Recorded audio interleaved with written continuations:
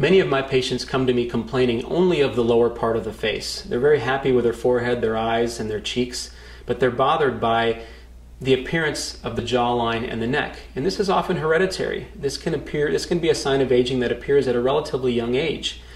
And there are several options as well. Of course, a facelift is always an option because typically a facelift does involve rejuvenating the jawline and the neck. But sometimes that's more surgery than a patient needs. There is a procedure to address just the neck called a neck lift. I view this in my practice as really an extended neck lift so that we can incorporate the jawline as well. This involves making incisions just behind the ear and just a short incision in front of the ear that comes up only about an inch or so from the earlobe. Through that access, we can then rejuvenate not only the entire neck and restore a nice youthful contour to the neck, but we can also improve the jawline and get rid of some early jowling without the need for a full facelift.